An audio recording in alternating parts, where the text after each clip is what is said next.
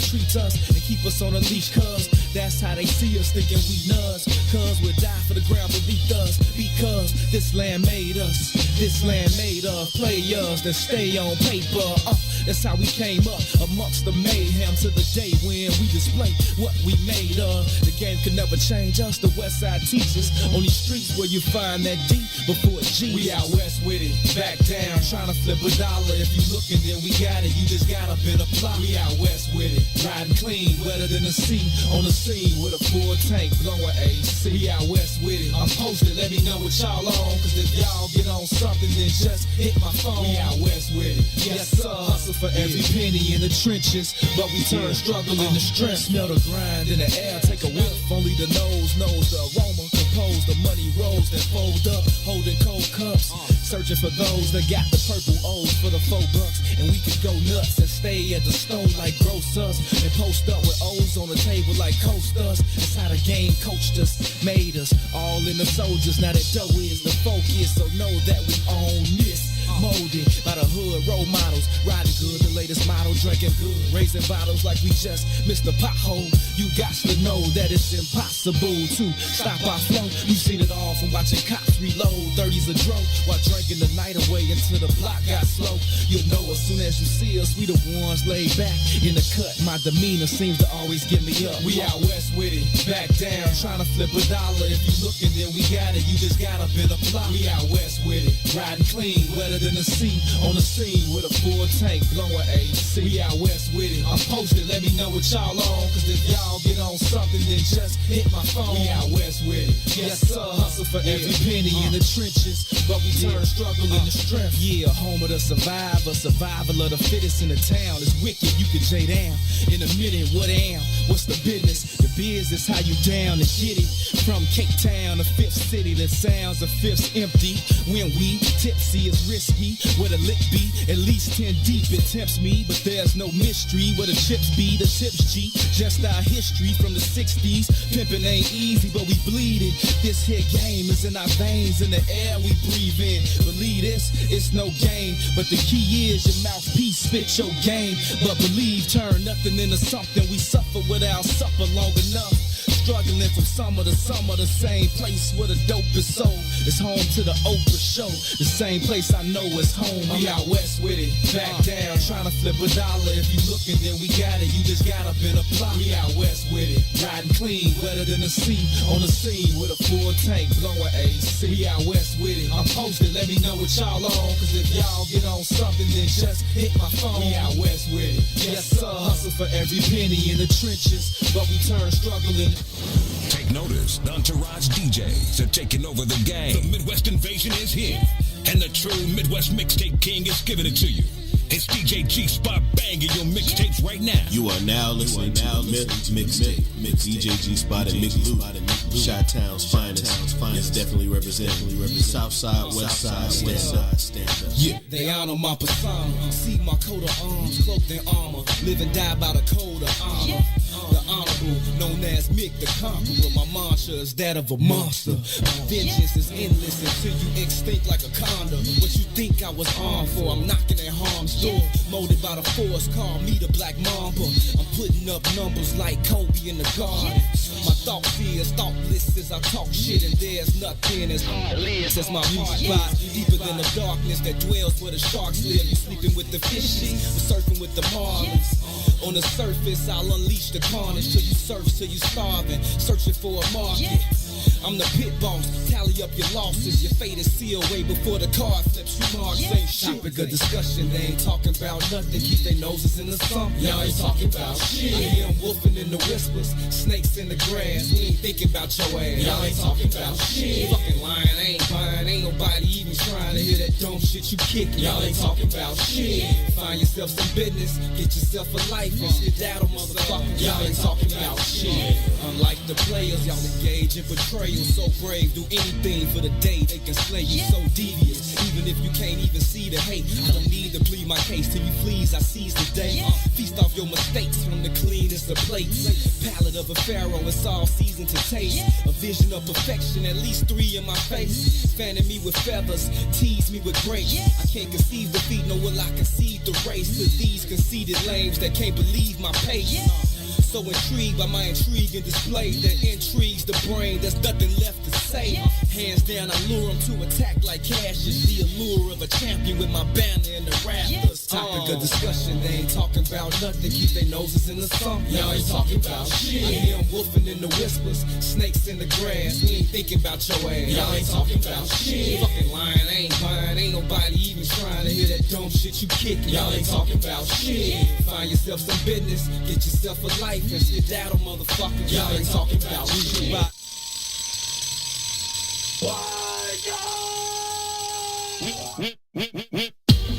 Looking at this generation, feeling hopeless. Looking across my shoulder, keep my eyes open, keep my mind focused. Ain't no hocus pocus, 'cause when it's all said and done, they will all know us. Trying to bring us down, keep us at our lowest. They thought you broke us, but you woke us. Be a leader, not a follower, modern day Moses. I'm the water to the seeds that become roses. Don't let no one put you down. Let me see you smile. Don't cry, daughter. Don't cry, baby. And get up, my son, I think and hold you back. And don't cry, children. Shine, shine. You're beautiful inside. Yeah. Hey, rise up. Hey. Don't you know you can fly? The darker the berry, the sweeter the juice. You in the light, I'm speaking the truth. Just like a panther, that's out on the loose.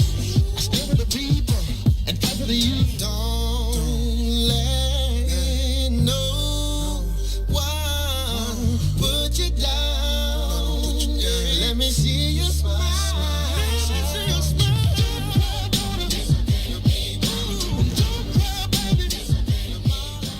Ruthie Moore for Ty Stroger. I am the host. This is it, day one. The red letter edition.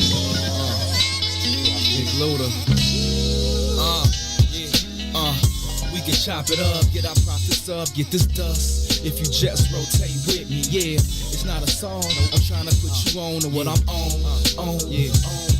Before I finish breathing, I'm moving the masses like minister speeches, penning classics as I finish my thesis. Not a pastor or a preacher, my passion is deeper. Rapper / teacher, trying to master the teachings past the sinister streets and moving bags past the police is speeding fast in the evening. The truth is, it's all about eating, but I'm feeding food for thought for those either fasting or feasting.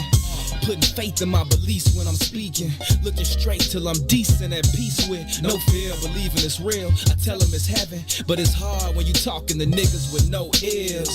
From clouds of chronic coughing and sessions off, walking and stressing, straight lost in the essence. I pause for a second with my thoughts and reflections. I take my losses as lessons, but it's all just a blessing, and that's the mess. We can chop it up, get our profits up, get this dust. If you just rotate with me, yeah, it's not a song. I'm trying to put you on to what I'm on. If you just rotate with me, yeah, we can chop it up, get our profits up, get this dust. If you just rotate with me, yeah, it's not a song. I'm trying to put you on to what I'm on.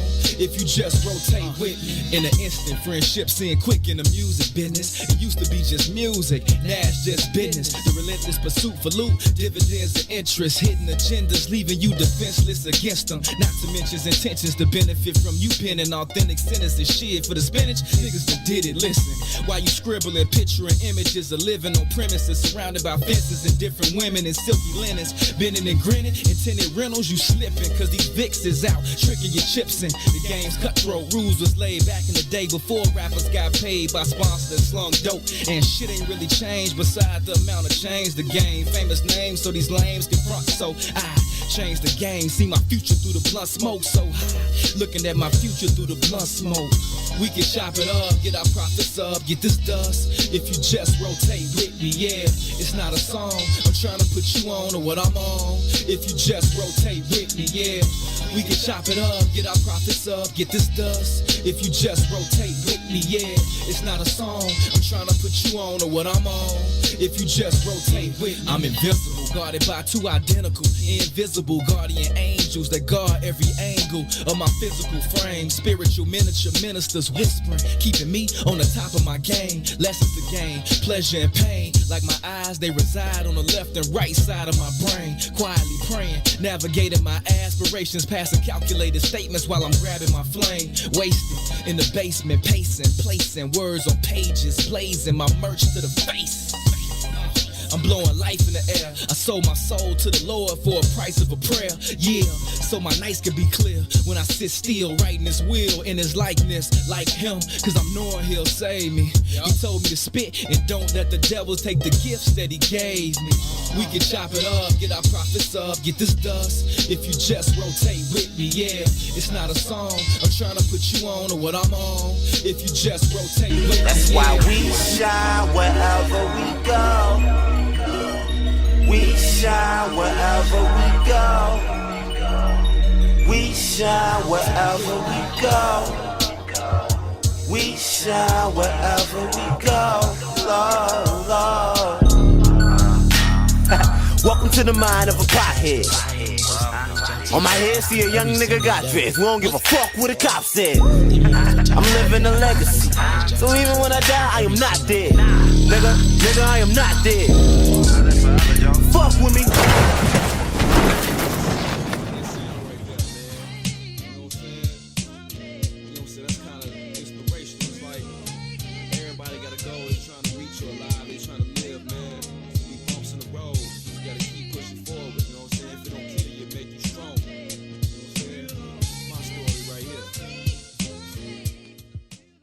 Great afternoon to you wonderful people. Welcome to this Wednesday edition of I Said What I Said. We are live from inside the What's In It for the Black People Media Studios alongside Toussaint Werner. My name is Herb Howard. Thank y'all so very, very much for choosing to be a part of this conversation today. Each and every Monday, Wednesday, Friday, 1 to 3 p.m., we get together right here with you all, and we discuss issues that are currently impacting the black community, how those issues impact us as individuals, but also how they impact us as a collective. And along with your help, we talk through many of these issues in hopes of finding the optimum solutions for how we can overcome said issues. Again, overcome them as an individual, but more importantly, in our estimation, overcome them as a collective. So thank y'all again for choosing to be a part of this conversation. As always, your input is valued. It is certainly appreciated. Anything you want to add to the conversation, feel free to do so. We will read through as many of your comments as possible while we go through the show. We would kindly request you please take a quick second to share the broadcast. Share it on your personal page. Share it even within your personal network with absolutely anyone that you think would add value to or find value in this particular conversation. We believe that the more like-minded individuals we can get to be a part of it, the better the opportunities we have of being successful in our endeavors of overcoming those aforementioned issues. So please, please, please, if you would be so kind, share the broadcast. Again, this is I Said What I Said. It is intellectual thuggery at its absolute finest. My name is Herb. His name is Two. What's happening, good brother? What's up, family? I'm blessed and highly favored. How you? I got a crook in my damn neck, though. It's bothering me. It hurts. You know what, man? That's one of the worst things ever. It like, is, G. Like it seemed like a small thing, but it's really one of the worst things ever. It really does suck. Because it fucks with you all day. It be like, just Can't really move. You can't really look behind you. You feel look vulnerable. behind you. Yeah, you right? know, you're doing You're like, what hey, he's in. You know what I mean? I was like, when I know somebody got a crook in their neck, I just like to walk up behind them and call them their name all day. Yeah, I wouldn't respond. Hey, bro. Hey, catch. Yeah, ain't nothing happening. Ain't nothing happening, brother. That's trash, man. But it is what it is. What's up with you? Just keep making decisions that I regret. You know, I can't stop doing things. Well, that's very Herb of you. It is. It is. I can't stop doing things that I know I'm going to regret. I told you, a couple weeks ago that I was never hanging out with Don Millhouse again? Mm-hmm. Guess what I did last night? Hung out with Don Millhouse. Jesus Christ of Latter-day Saints. Man, I meant to hang out with Don Millhouse myself, G, because she was talking trash to me the other day, and I swear to God. Everybody was asking for you. Everybody kept, you know what? This weird thing about us having a show together. Yeah, I don't like that either. People always think I know exactly where you are and what you're doing. Yeah, that's so disrespectful and retarded. They was asking me, where's Herb the other day? I was like, fuck, I don't know. It'd be weird as hell. It don't matter where I be. Like, I'd be like at a park or at a game or at the store, and people like, hey, where's Toussaint? Yeah, I don't fucking know. hella different. I know where Toussaint is on Mondays, Wednesdays, and Fridays from 1 to 3. You know Other what I than mean? that, I gotta call that nigga like anybody else. I don't know where he be. Like everybody, like where Toussaint? Where Toussaint? Where Toussaint? Where Toussaint? How about you say hey Herb first, then ask me where Toussaint is? I'm definitely meant to show up, G, but I got a contract that's happening right now, and it's kind of unorganized and crazy, and I had to fulfill some requirements for that, and I need that little bread right now. So Yeah, it wasn't. I mean, other than to show up and say what's up to Don, it wasn't your thing. No way. I ain't really expect you to be in there, to be honest with you. But it was a good time. We did have it. It was definitely It was. I just wanted to show support though. So course. if Don is listening, Don, I know the road to hell is paved with good intentions, but my intentions were good. I promise you they was good. And happy birthday, I love you, and all that. She knew you weren't there for a little while. By a couple hours in, she didn't. Whatever. She ain't know whatever. Everybody was gone. Huh? Okay, Had that oil in them. Huh? It was up there. Okay, she on the mic, she rapping, she dancing. Listen, okay, they played musical chairs. Okay, just a random impromptu game of musical chairs. Oh, this is real. I thought This you is was being real. This is a facetious. bunch of grown women. Okay, playing musical chairs. Gee, it was hilarious. Maybe I didn't need to make it. It was hilarious. It was hilarious, but we definitely had a good time. The liquor was flowing, and the family was enjoying ourselves, man. It was a good time for sure, man. Yeah, that's super dope, man. Happy birthday to Don. All them Tauruses. There's a lot of Tauruses in my life. I didn't realize that, man. Salute to all the Tauruses. Yeah, indeed. Happy birthday, Don. RO Double came out. Salute to RO Double. Her and the Monster came out last night. They was hanging out. Who was the monster? Her husband, Loch Ness Monster. Oh, okay. You made me nervous for a minute. Yeah, it was cool. We hung out. We had a good time. Mary was out. Shout out to Mary. Super dope. Super dope. Yeah. Indeed. Super dope, man. Lil Ron was out, acting up. Being Lil Ron. Cutting up in these streets, wasn't you, bro? I gotta stay away from Herb, man. I think He rubbing off on you. Hey, man. Hey, man, Herb is in the quiet taste, G. That's a skill set. You know what I mean? You can't go out there and just do that. You know Right. what I mean? I've honed these skills over a lifetime. It's a secret society. All we ask is trust. All we ask is trust. Few things I want to get into, man. Beach is hopping on with us today.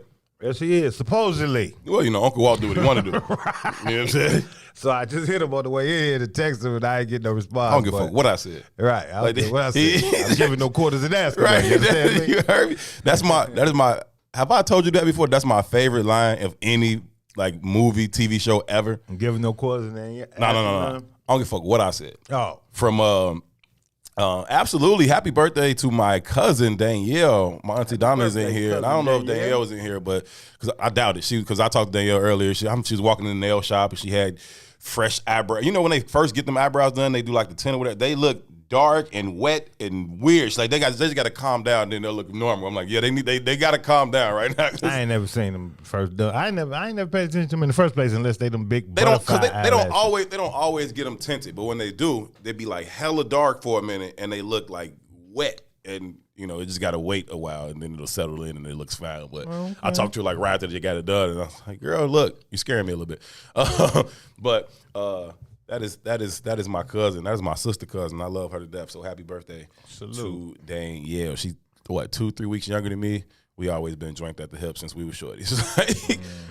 So that's my baby. No, my favorite line of any movie or TV show ever is I don't give a fuck what I said, from Menace to Society, when Chauncey, the dude who played Pinky in Friday. Oh, yeah, when he came to the door with the When white he came boy. to the door with the white dude, right? And the white dude, he like, man, fuck you doing over here this early? He said, you said 10 o'clock. So I don't give a fuck what I said. Don't you bring your crack ass around here this early no more. I've heard a lot of people say, I don't care what you said. I ain't never heard nobody say, I don't care what I said. Like, I don't care what I said, fam. Don't do that no more. My favorite line ever. But yeah, we gonna maybe, if Uncle Walt decides that we're gonna talk to him, we'll talk to him. A lot of other things we need to get into today, man. I've been coming across some I want it to be Friday so bad because all the videos I'm coming across, they wildly entertaining. They aren't all that substantive, but they are wild as ever. So tomorrow, Friday, we'll get on some of that stuff. Next day, Friday. Tomorrow's Thursday. Yeah, that day too, man. I don't even know. Okay. Man, I'm going through my second major breakup, G. It's hurting my My heart. first was with the pager, And my first the one, hoopty, and the cane. Yeah, and my second one is with my barber. This mark just moved to Texas on me, G, and I'm dying. You know, I didn't let my hair grow for COVID, but you know, I always had them in the back pocket. Ooh. You know, now I can't even get a decent lining in the table though. It's getting outrageous, G. And the man, I knew he was moving, but he put his house up for sale and was like, you know, yeah, when it happened, you deal with it. But it's sold much faster than we expected. And this mark hits me like, man, I ain't gonna be in the shop no more. I'm on the road. I was like, well, I just need a line this week. You know what I mean? Man, you gotta Bad like, out here, G. It's bad out here. you gotta like Tough give in me the a street. severance fade or something. Like you can't just leave me like that. Tough in this street, G. It's easier to commit to the barber than it is to a woman. That's hands down. That is a fact. Okay, dudes are way more loyal to their barbers than their partners. Man, it's outrageous in these It's like streets. in my life, like dead serious, like 4 maybe 5 people have come out here in my I life. counted it when he told me he was leaving. I was crying for a little bit. It's not. It's like, wait, we don't play those kind of games. G. Like, nah, you're not finna just be cutting my hair, fam. Yeah, it hurt a little bit, man. And when for whatever reason you go to a different barber, you feel like you cheating on your own barber. You be like, ooh, I hope he don't find out that I. And so when you go back to the next time, you hoping he'll be like, yo, I ain't do this. Like, you know what I'm saying? Like, I don't know why we are super loyal to our barbers, but that's sorry, man. I'm sorry to hear that, bro. That's tough. Bad out here, man. Tough. I'm looking through Instagram like maybe they can do it. I mean, if you want, I can refer you to people, but it's not even like that. It don't work like that. People don't even want like yeah, nah, I it don't don't work like that. G. You can't put Fuck your me barber, on. nigga. Yeah. You know what I'm saying? Like, Can't nobody put you on the yo barber. Yeah, like know what I you gotta mean? find your own. It's like, oh, that's tough. Yeah, it's tough in these streets. G. That's But not I'm cool. Find somebody. I gotta find somebody this week. My shout out to my niece Destiny, man. She's graduating from law school this weekend, so we That's dope. Congratulations, they're that's doing a brunch for D, and I gotta look presentable because they trying to go somewhere. So I got to. Howard Trout say 2 barbers his whole life. I'm gonna have to fully be, you know, at least lined up. You know what I mean? So I got to figure it out. You know what I mean? Because that's a tough one, Joe. Yeah. Howard, I heard you a beast in the kitchen or on the grill or on the stove or on the oven or the microwave or the hot plate or the George Foreman grill or something. I heard you be chefing. Okay, I need to know what's up with that, sir. Yeah, no, that's tragic, my G. That's tragic, G. It's tough. You know what's interesting about that? So my daughter has an affinity for doing hair, and I always used to make the joke, like, you know, we spend all this money on education. My baby gonna do hair and babysit for a living. That's what she gonna do. And my wife was like, "Don't you say that about my daughter."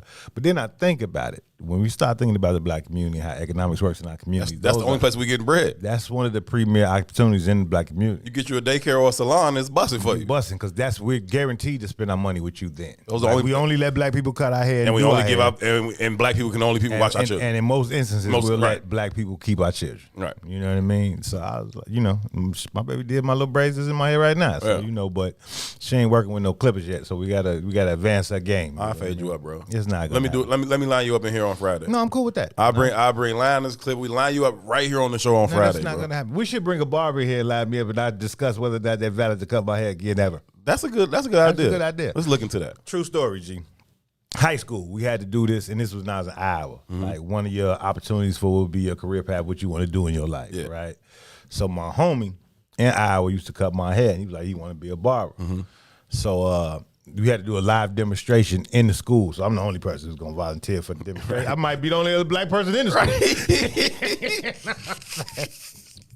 It's Mark. So he cut, and he could cut, you know what I mean? It was a high school cut, so he was cutting my hair already. But Yeah. we in front of a school different setting, right? He's in front of the whole class. And this Mark hands is shaking. I sat in that chair for like all of a minute and a half. I said, "Nah, fam, we're not gonna finish this. You have to take this L, bro. You not cutting my hair with this shaky hand." Yeah, it was funny. Ali fingers over here. Yeah, he definitely had the That's Ali not cool. fingers. That's not cool. It's funny though.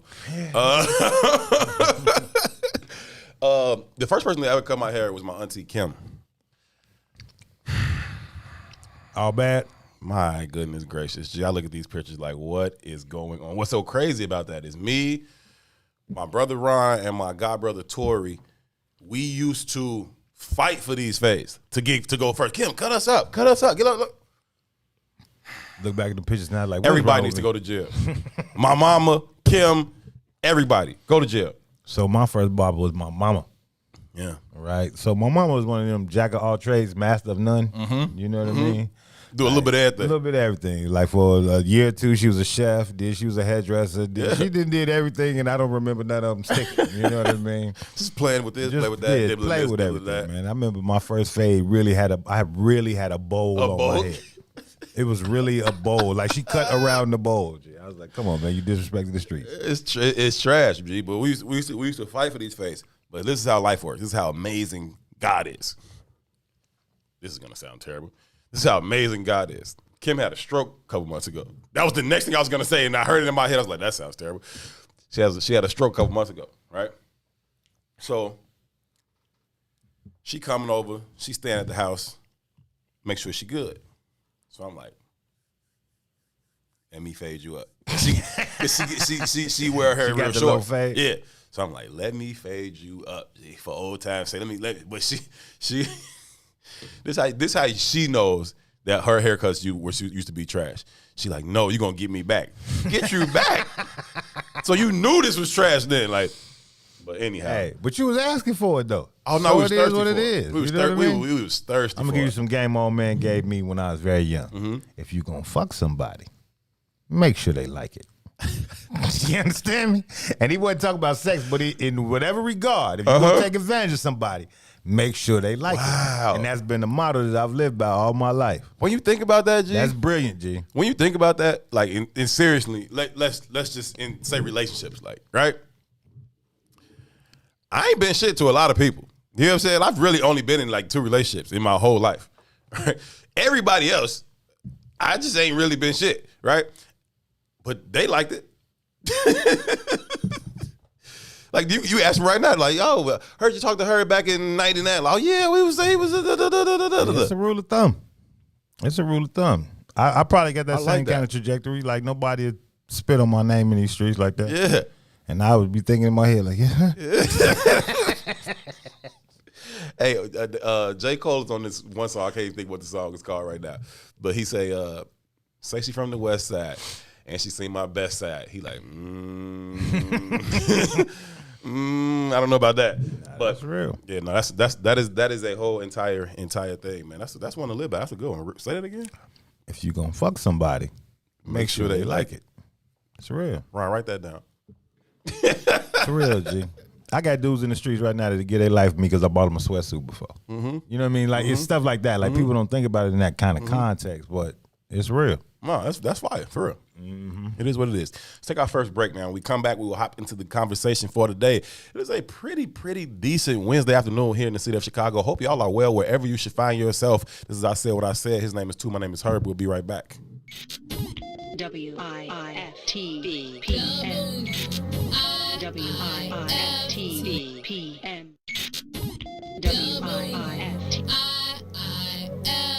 WIIFTBP.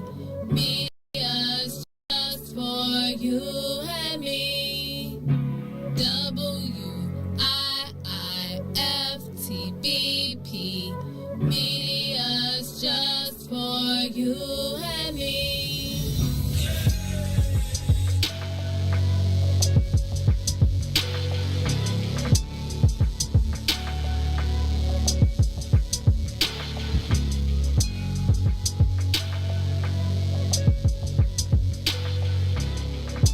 What's up, everybody? Welcome to the green side of things. It's your man, Sadiq. And Cassiopeia. Motivated by the days of sandwiches of spam. Grilled cheese won't stop me from grilling those who are stealing the peace and safety of the community because they releasing death and destruction on the community. A community where the people look like me and them. A place where mama and them stay. Not too far from where their children stay. You right. I want a peaceful neighborhood, and I'm not moving to the suburbs to have a peaceful neighborhood. Do we really have to take this, acting like we don't recognize this, still cooperate with this? You know what? The hell with this. Grab me behind a mic that's shaped like a middle finger, pointing straight up with my middle finger to any poor politician, dealer, deaf, crooked cop, or lazy parent. It's apparent to create change, you have to have a work ethic that make it seem like you lost your brain, standing out like the Willis Tower. It's a brother that represents dedication, discipline, and dream reaching, accompanied by a voice called power, who rhyming harder than a rebel with the pen. Representing the city of Point Guards is an extra large MC who rhymes always on point, always rhyming with a point behind the flow. One of my students said the rhyme so hard we should stop calling it flow. Let me tell you something else before I go. I was born to stand tall. I was born in Chicago. That is Brother William Morris. Appreciate you, brother. Much love. Chicago, homegrown. Every Tuesday and Thursday from 1 to 3 p.m. on What's in It for the Black People Media. All day. Oh, oh, oh, oh, oh. Check it out. See, while you was on the corner trying to scrape up pack money, I was driving 80 stack trucks off rap money. I'm back money. If you want it, come to the hundreds and ask for me. Meet them OGs that'll blast for me. I'm right here. Ill Adidas, $400 jeans on me. Itchy with no safety, a loaded magazine on me. Southside, that's as wild as it gets. And no, I never sold crack. That's some house nigga shit. I'm not judging, but every man that's a man gotta stand by his principles, and I'm not budging. That's Mickey. You can take it how you want, but you can never be me. You can fake it how you want. I spit that uncut raw. You can bake it how you want. Get down any way you like, you get the same result. Get in tune. The elephant in the room has now assumed pole position. Whoa. Oh. BJ, get him. Come on. Reporting live from the gutter where that butter get gorillas jobs. That's why we call it work. The same work will get a nigga robbed. I throw my dice against the concrete. If the bitches pass, see you later. Grab my paper, tell her they to kiss my ass. This the jungle, baby, I'm a lion. Try me, I'll be firing. The same banger saved Private Ryan. You the prey, you survive and hide. Better pray that them vultures and them rovers don't go flying by him. Them other niggas just so-so. How Linda birth a nigga this hot in the cold go? I went from 20-inch assassins on that Osmo to that pretty 760 sitting low on them bozos. Those are big shoes, you motherfuckers is so slow. Get caught without your heat in these streets is a no-no. Baby need Pampers, daddy need that photo. It's bread or nothing, big old niggas, you see the logo. Whoa. Whoa. Come on, Scooter.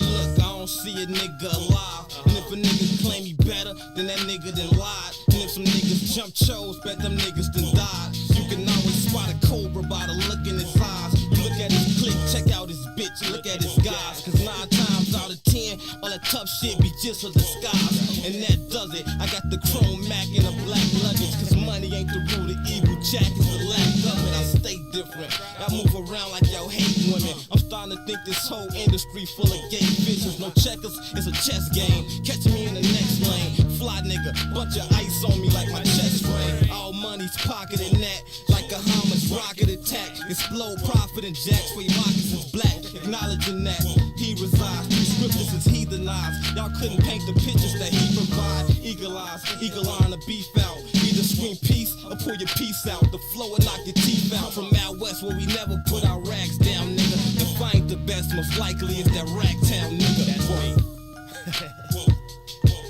All I can see on this beat. Whoa. Hey, haters, keep hating. Y'all inspire me. Chicago, West Side, South Side, North Pole, East Side. Stick your chest out.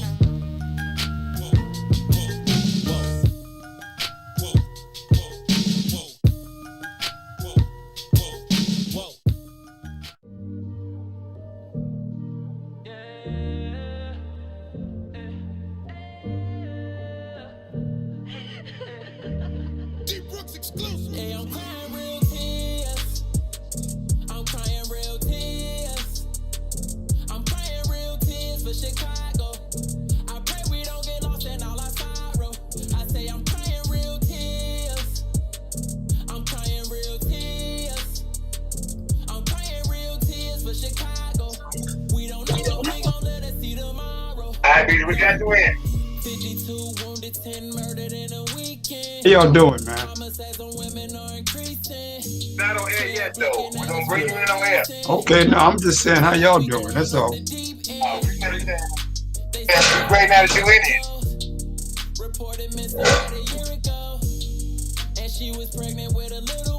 Look like Herb's trying to pretty up. Yeah, this fan base, you gotta keep happening. Good, man.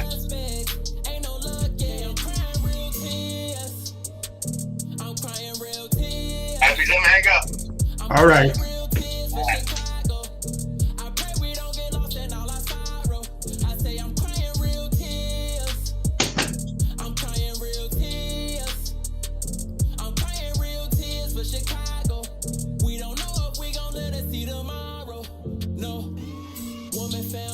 Baby cut out of a womb. I wish it wasn't true. Another woman shot down while a baby in her arms. Can somebody call a truce? This is genocide, honestly. We still remember Tychon Lee. I'm implementing new policies, trying to save the generation under me. We gotta drop the sticks and put the poles up. Your man is a weapon, you need to load up. I couldn't imagine losing one of my daughters. Shoot, I wanna glow up. I'm crying real tears. Welcome back, family. We are back and live from inside the What's in It for the Black People Media Studios alongside Toussaint Werner. My name is Herb Howard. Howard Trout. That is absolutely hilarious, my brother. I was it's a little dry over here, man. I had to bring some shea butter with me. I was just running late because I was hanging out with Dawn, and so hopped out the shower and ran straight to the studio. So I'm like, I got to be here late tonight. So anyhow, that's funny. Told y'all that we was looking forward to talking to Uncle Walter Beast today, and we're going to do that. He is here with us, and so let me go ahead and pop him on the screen. Uncle Walt, what's going on? How are you, sir? Oh, I'm blessed, man. I'm blessed and pleased to have opportunity to share some thoughts with you and too. It is always our absolute pleasure. Thank you so much for taking the time. Glad you are doing well. We appreciate you. Always good to see you. Even better to hear from you. So looking forward to the conversation today, per usual. Thank you. Indeed. Well, there's been a lot of things going on. Did you hear when what's the dude's name? Tim Scott. That's part of the conversation we got into yesterday about whether or not America's racist. And B said he had some thoughts he wanted to share around that. Well, you know, it's obvious, but the thing that I made a post on Facebook, and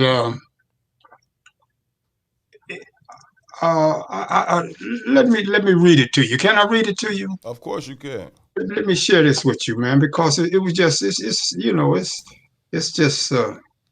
just my thoughts about it, and I think it's very for me, I consider it to be rather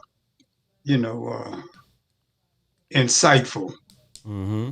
Why that's one of the reasons that I have problems when you want to deny the obvious. Mm-hmm. So this is what I shared on Facebook. How dare you accept reality? Not only did Tim say it, I think the vice president said it. So I used it in a kind of an aspect of a metaphor. If you want to be accepted and play on my team, you cannot revolt against that which you value. There can be no such thing as a peaceful coexistence between opposing ideologies. So that was the beginning of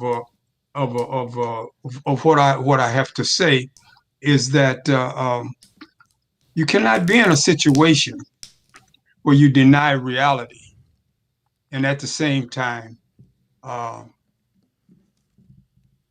it's a contradiction. Linguistically and logically, it's a contradiction when you do those kind of things. So I don't have any problems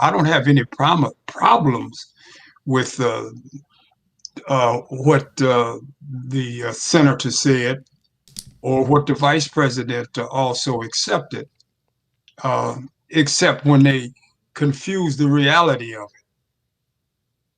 So let me say this, man. If I'm in opposition to something and I don't particularly care for it, then I just say that.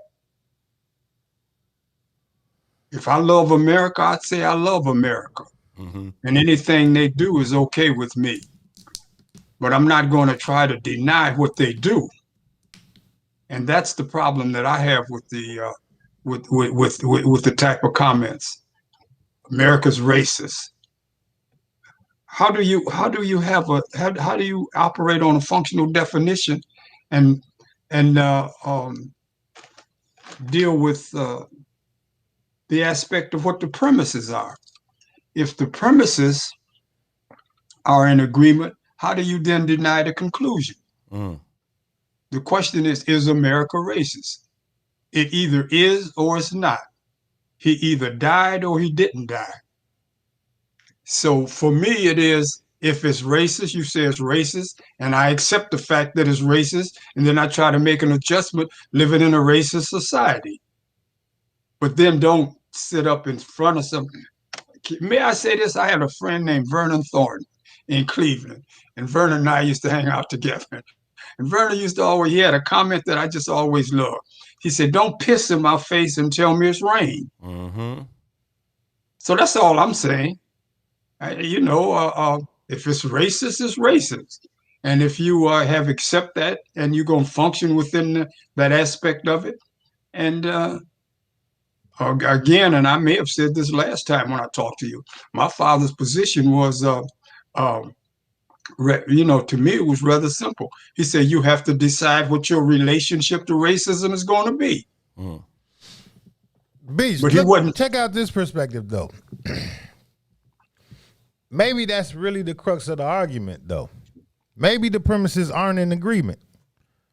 So, as you were speaking, we got a comment that came through, and it said that every ethnicity has bias and racist tendencies.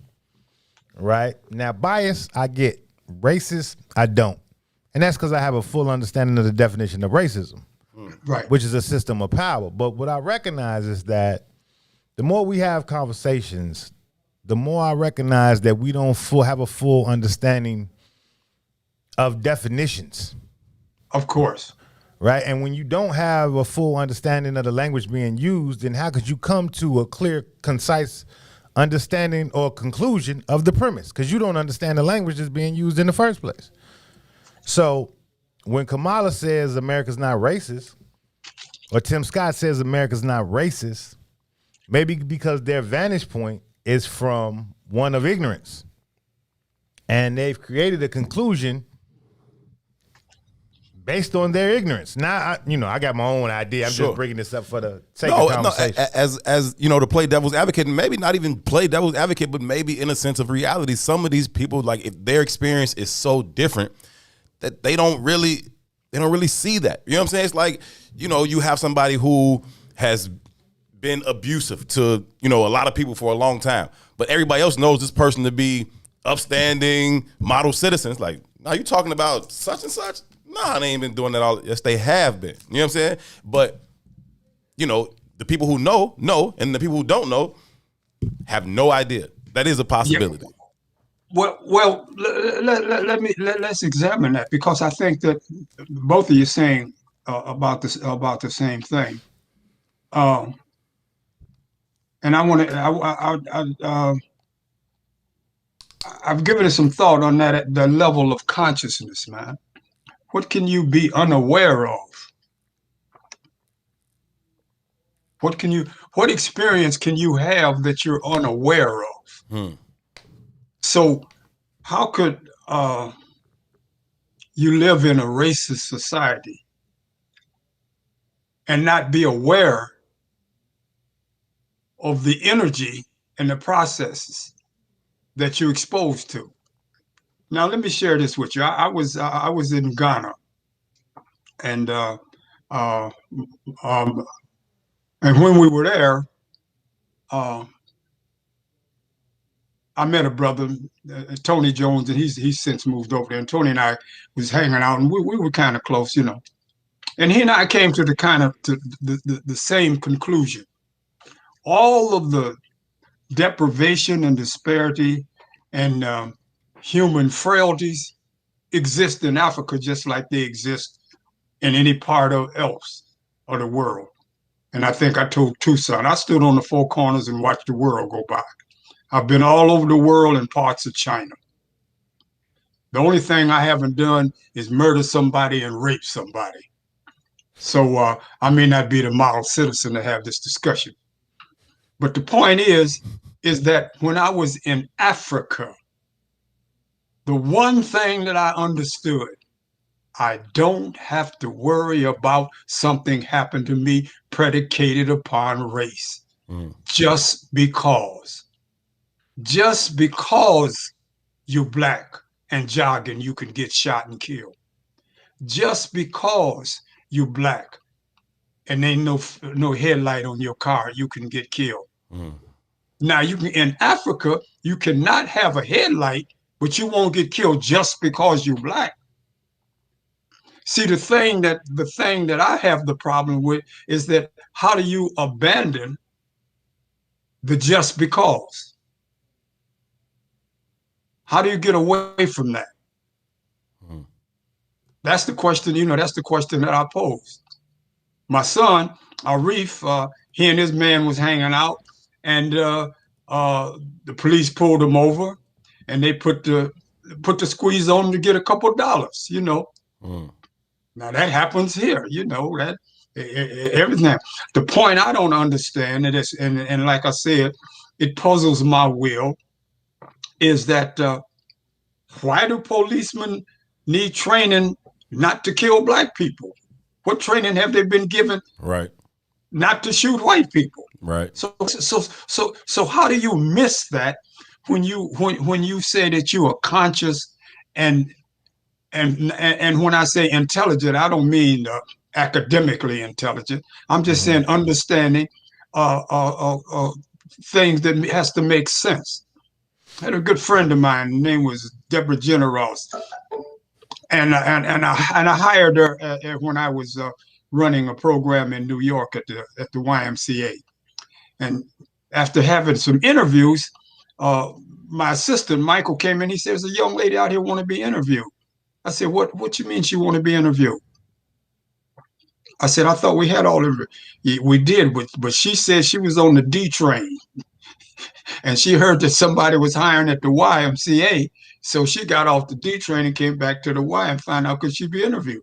I said, "Well, since we're here and she's here, let's just interview her." So I interviewed her. I said, "What you do?" She said, "Look, I need a job. I heard they was doing it." And then she gave her, her credentials. And in that process, after hiring Deborah, there was one thing that I always understood and I always appreciated about her. Every time she dealt with a situation, she had a question that she would always pose. And the question was, does it make any sense? She said, does it? So she would tell it was an employment program for our young youth, and when they would say something to her, her response was, does it make any sense? I tell my sons, my daughters, and people I come in contact with, you can think, you're intelligent, you can figure it out. My son said, "Well, Daddy, should I go to the University of Michigan a year early, or should I play another year of basketball and football?" I said, "Man, if I give you that answer, it will be my answer. It won't be yours." I said, "You can think, you can figure it out. So what do you want to do?" He said, "Well, I want to make sense out of it." So the only thing that I'm saying, it's difficult to convince me. Now, there are others that may be convinced. Make it make sense, right? It's difficult to convince me that a melanated individual can function in the United States of America and have never experienced racism. Now, it might be. What if they just don't understand it in the proper context, right? So like we always say, until you fully understand white supremacy, right? And so that gets into the constructs of everything that impacts your everyday life, right? But what if they only understand it as overt acts of racism? Like, has a white man ever walked up to me and spit on me? Have the police ever pulled me over unjustly? And if that's not their experience, then they kind of ignore. Let me just deal with this here for a moment, Herb. Yes, sir. There's a difference in the dispositional process of racism and the episodic or individual experience. Let me just say this: as a richly melanated individual like myself, without the lack of understanding of what intellectually and academically racism is, do you think that I could experience or internalize it in the absence of having that knowledge by an experience that demonstrated that the process of my human experiences have been different? When I walk into a restaurant, and another individual who happens to be European, Caucasian, or white walks into a restaurant, and the views or the acceptance or the responses are different, would I not try to use my intellect to determine something that's different? Mm-hmm. See, what we keep trying to do is to romanticize and deal with some magical thinking, because it's always very comfortable for us, as well as it is for white people. All I'm saying is that, what experience have you had that you believe other black people haven't had, and because of their lack of knowledge or insight that you got, that they couldn't derive what was different happening? If anything in your life that happens to you that's different that has happened to someone else, does that not raise at least your curiosity to try to understand what it is? Sure. Sure it does, Beach, and I agree with you wholeheartedly. But it's also something you say to me that I think is very interesting, specifically in the context of this conversation. You always say to me, any intelligent animal is aware of its environment. You always say that to me, right? And I've been pondering that question since we was talking the other night. And I'm worried if we're just an unintelligent animal, right? I'm worried if the conditioning has worked so well that we've been conditioned to erase the construct or the concept of racism, and we've adapted the concept of less than, right? The police didn't pull me over because I was black. They pulled me over because I got braids. They pulled me over because I'm down the street from Parkway Gardens, or they pulled me over because I'm in Brooklyn. They pulled me, you know what I mean? Starting to attach those negative incidents to not necessarily race per se, but more so that I come from a place of lack, class, almost at some levels. You know what I mean, or just a degradation of self. You know what I mean? It's interesting. I saw this study that was really interesting to me, and it was a study with mice, and they drop them in water, and they drop them in water just to see how long they could swim, right? And the average mouse was doing like 15 minutes of treading water, and then they start to sink to the bottom and start to drown. You know what I mean? But the scientists take the mice out the water as they begin to sink and drown. They give the mice time to recoup, and then they put them right back in the water. Right? Torture. Wait a minute though. The average mouse swam for 15 minutes the first time before they started to drown. How long do you think they swam the second time? My concept would tell me it would be shorter, but I'm assuming they swam longer. They swam for 60 hours. Yeah. The second time. 60 hours. 60 hours straight. Because the thinking is, I know I'm going to be saved. I.e., it built saving them built hope. It built hope. So I'm going to push harder. I'm gonna go past my limitations of what I knew was to be before, because I know someone's coming to get me. Someone's coming to help me. Right? And I think that go ahead, Beach. No, man. I think that you hitting on it, but what you were traversing over now, I try to stay away from. Okay. And the reason I try to stay away from it is because my wife and I were talking about it today, and she was saying, you don't really worship anything. I said, no. I said, worship is the highest form of self-expression. And I said, so in my experience, in my life, and I don't intend to offend anybody, and I hope those who are listening understand, I don't embrace any of the religions. I don't deny my responsibility to function as a sovereign and viable human being. So the analogy you just gave about the race, the rats, and waiting for some hope, in my opinion, is part of things I used to argue and discuss when I was in the seminary.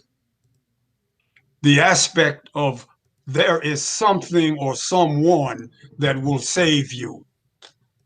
So when you're in certain situations, what you want to do is that you want to submit yourself to a deity or to a god.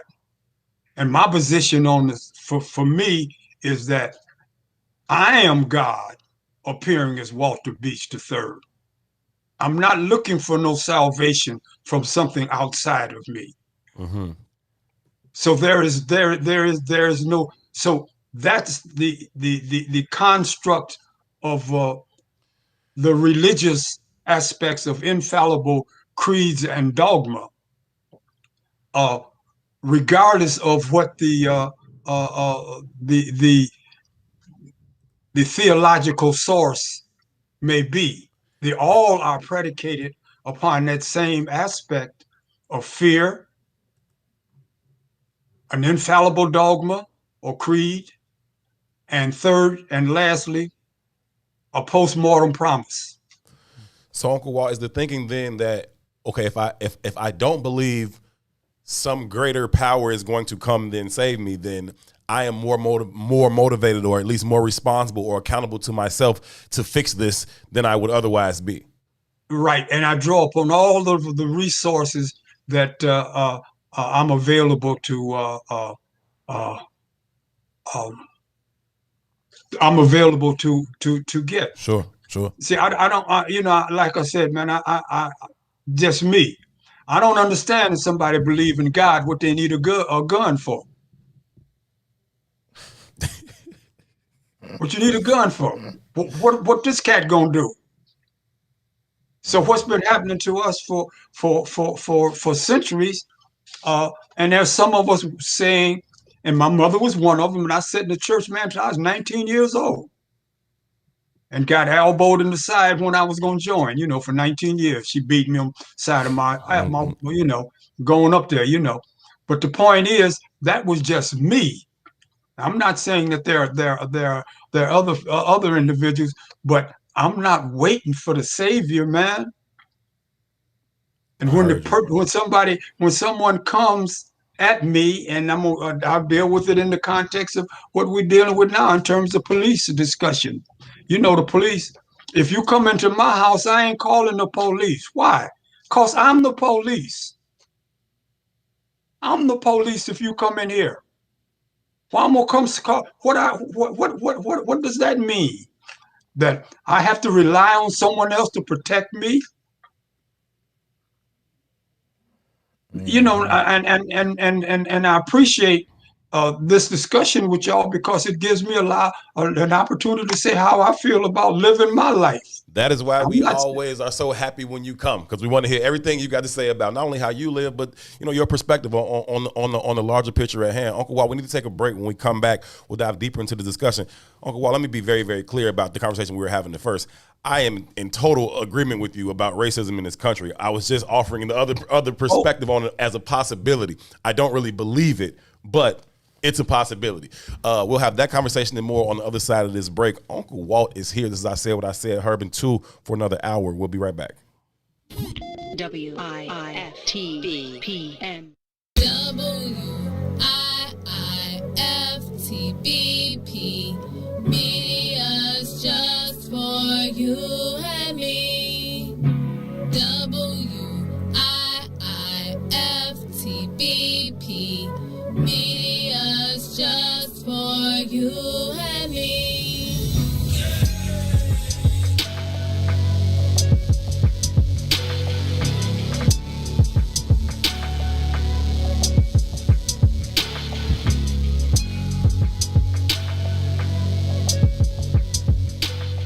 Introducing your trusted source for high-quality Black emojis, better known as Blackmoji. We believe Black is beautiful, and that beauty should be reflected in the digital market. Now there is an app that does just that, starting with Black Greek letter organizations. Blackmoji D9 offers more than an emoji app. It is a cultural experience of Black excellence. Download the app in the Apple or Google Play Store to access a specially curated catalog of emojis representing the Divine Nine. Use the emojis to celebrate Black Greek events, acknowledge current events, support social causes, and learn about esteemed Black Greek members who blaze the trail of Black history. A portion of every subscription goes toward a scholarship fund specifically for members of Black Greek letter organizations to help keep the legacy alive. Download the Blackmoji app today. The Chicago Legal Network is the collaboration of attorneys that concentrate in many areas of the law most needed in Chicago neighborhoods. The CLN lawyers focus on personal injury, criminal defense, and other issues. The CLN lawyers all average over 20 years of legal experience and are dedicated to helping the Chicago community. The Chicago Legal Network is committed to developing Black lawyers through mentorship and co-representation. So if you were injured in a car accident, slip and fall, or injured on the job, or you need assistance with criminal defense, including driving violations and DUI, check out ChicagoLegalNetwork.com for more information or call 773-912-3545. 773-912-3545. You know what I'm saying? So I be telling these niggas, man, shit ain't the game, man. Shit tell them, done, with the power.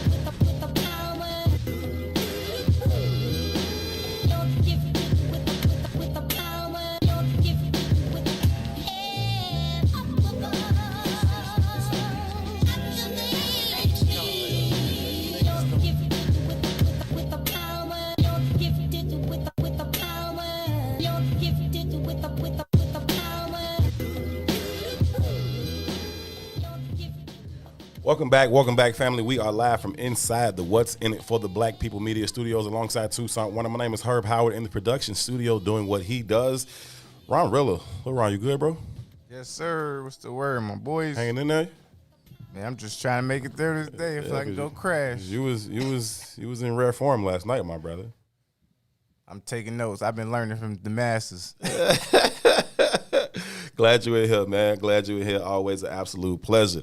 Also, always an absolute pleasure to be joined by the living legend himself, the one and only Uncle Walt is in the building. Walter Beach, kind enough to hang out with us this afternoon and impart wisdom as very few people are able to do. Uncle Walt, you still with us? You good? How you feeling? Yeah, I'm fine, man. I appreciate the opportunities to, to participate. Our absolute pleasure. So we opened the conversation with Uncle Walt. We talking about this idea of racism in America. Is it a real thing? Is it not a real thing? We all understand it to be an undeniably real thing. But this week or the past week or so, some prominent black figures in this country have said, nah, it's not really a real thing. There's some isolated incidents here or there. And we say, no, it is the very design, nature, and makeup of this country. It's woven into the very fabric of our DNA as a nation. And you can see it in everyday life if you're looking for it, right? But Tu and I were posing an idea that neither one of us really subscribe to, but an idea that perhaps there are some black people in this country who, due to a lack of understanding of racism, truly don't think they've ever experienced it. And so they walk around like it's not a real thing. And I think that is a possibility, far-fetched as it may be. I think it's a possibility for some of them. I think it's decidedly ignorant of them. But I do think it is a possibility. We then moved on to this idea. Uncle Walt closed out the last hour with saying, in my house, I am the police. Okay, you run up in here, you got to deal with me. Okay, and I like that. Beach, we got a question from the comment section, and it's from Boosie Latham, and she says, I still want to talk to Beach about his book. I have so many questions about his childhood. What did the men in his day possess that we are lacking today? Can we get that love back in our men, and how? Yeah, well, my book is available. Consider this. And when I you would probably think that I dislike, or even a stronger term, hate white folks or European. And if I were to share, I'm going to share 3 experiences and then get to that consider this. But I wanted to also deal with the term that probably, or maybe, or the devil's advocate, or the other side of a situation. That printer is working overtime over there right now, Uncle Walt. Yeah. I don't know what it is. It's probably my wife. It's all good. Go ahead. It's probably my wife running something off. But let me say this. I'm going to share a couple of things with you because I want to be clear about it. I come up in a community full of love. A little small town in Pontiac, Michigan. Segregated community. And within that community, I was considered Little Beach, and my daddy was considered Big Beach. Mm-hmm. And I don't care where I went in that town. I have a friend named, and I lived next door to the Samples family. It was 10 of the Samples, and it was only 2, me and my sister. And I remember one time Herbert coming in, and I was speaking to him. I said, "What's up, man?" He said, "Man, my mother just gave me a whipping." I said, "A whipping for what?" She said, "Well, Williams was disrespectful to Miss Sally." And I said, "Well, why did you get the whipping?" "Because Miss Sally said it was me." And I couldn't tell Mama that Miss Sally was lying. He said, then I'd have got another whooping. The point I'm trying to make, man, there was so much respect and understanding in the community. And when I deal with situations, and when me and my wife and Toussaint and his family, I said, man, look what love's done to me.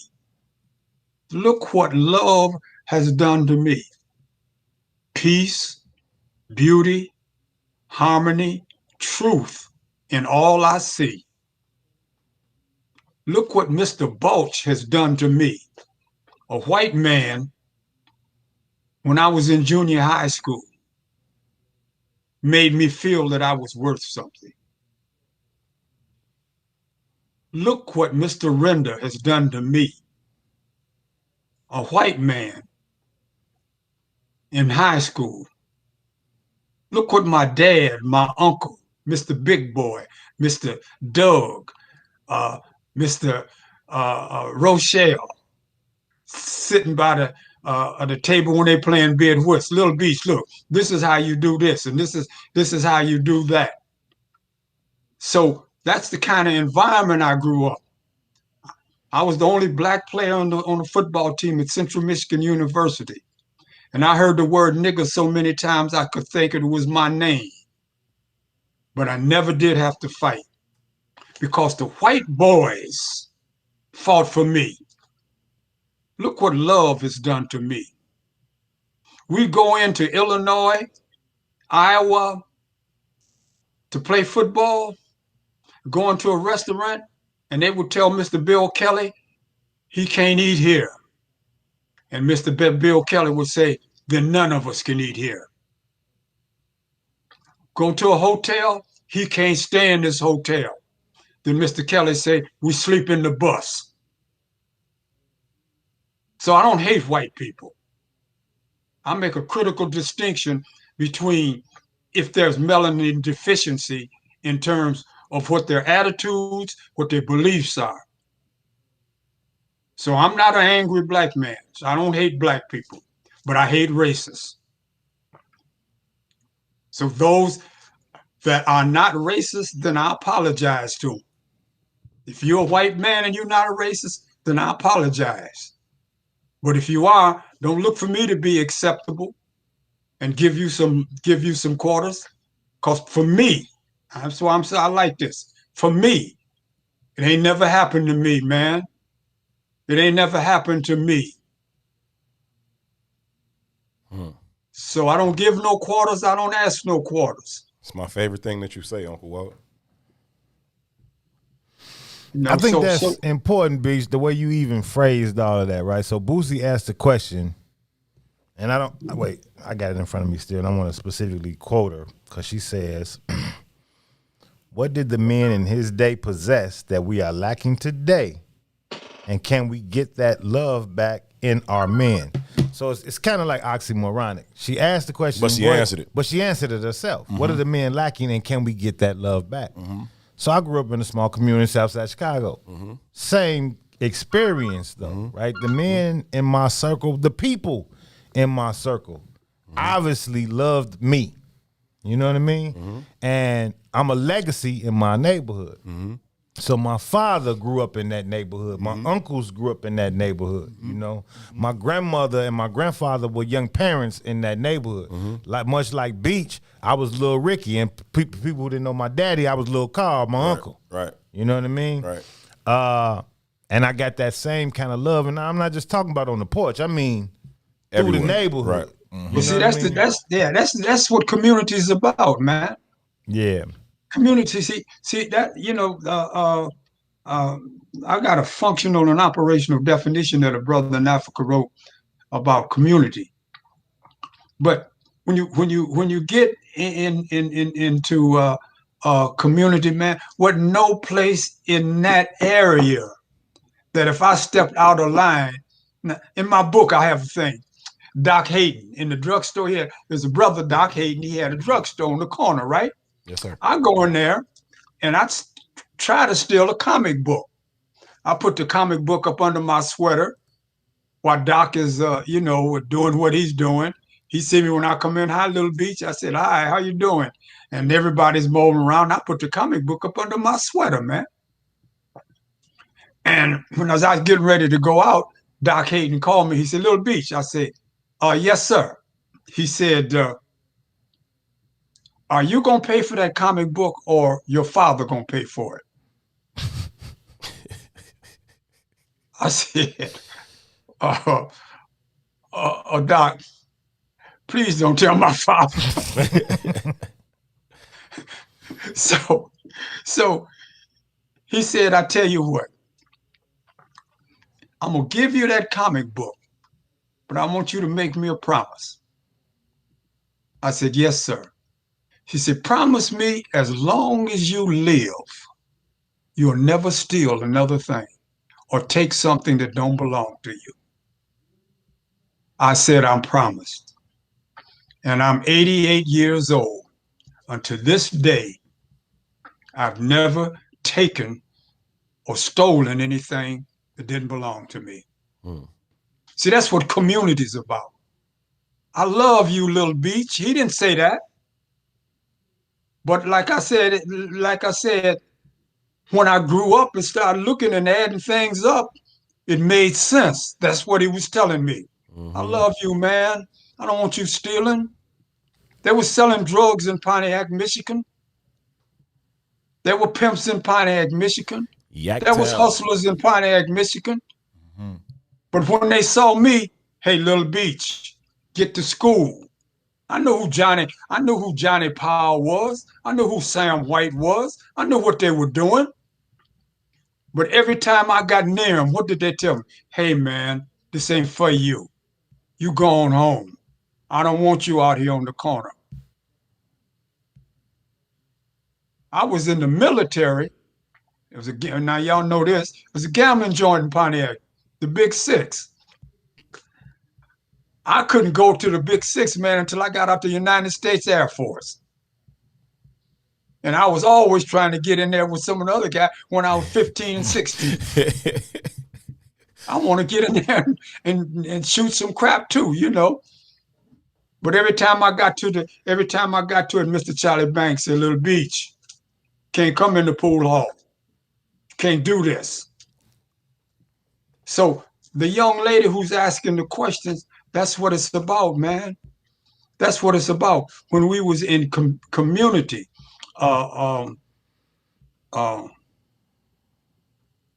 who's it's a singer, Renee Marie.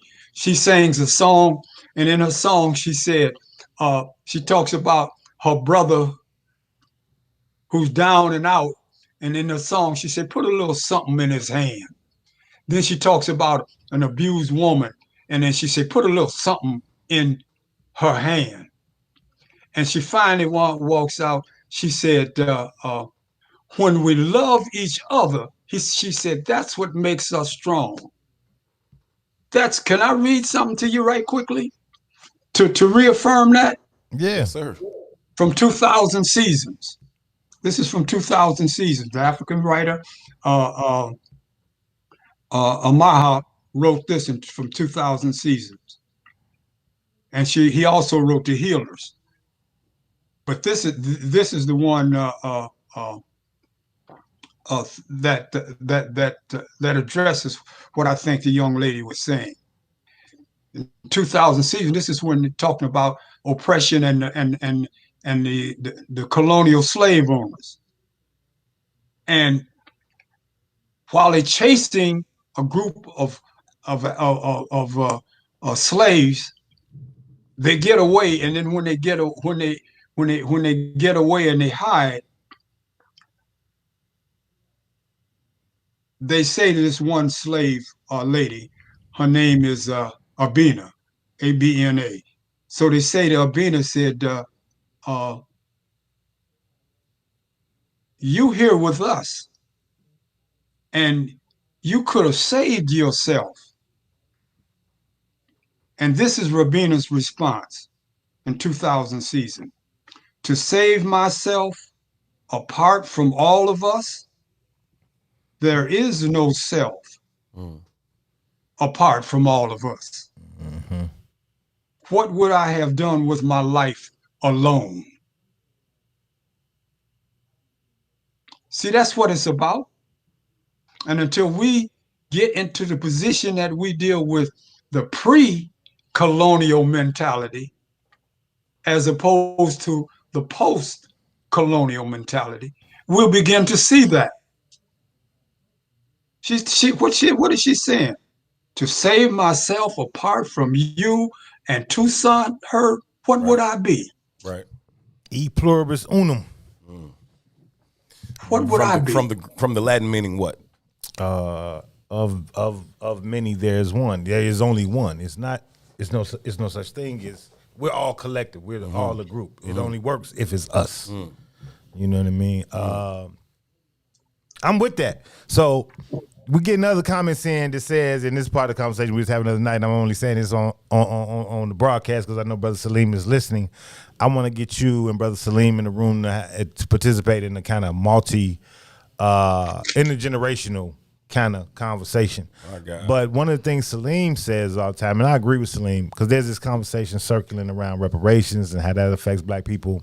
And I've had this same argument too, but Salim just says it much more eloquently than me. And Salim says that what reparations does is provide us an anchoring so that we're not chasing survival, so that we can build that kind of a community. It's why I always say that reparations won't save us. It's our readapting to a spiritual understanding. Right. Yeah, reconnecting with us. You know, and I agree with everything that B says, but he's right. Post-colonialism, there's this kind of rugged individualist kind of thought process. Me against the world. You know what I mean? Right. I had this conversation with my nieces and nephews. One of my nephews came to me a long time ago, and it's probably a popular rap song.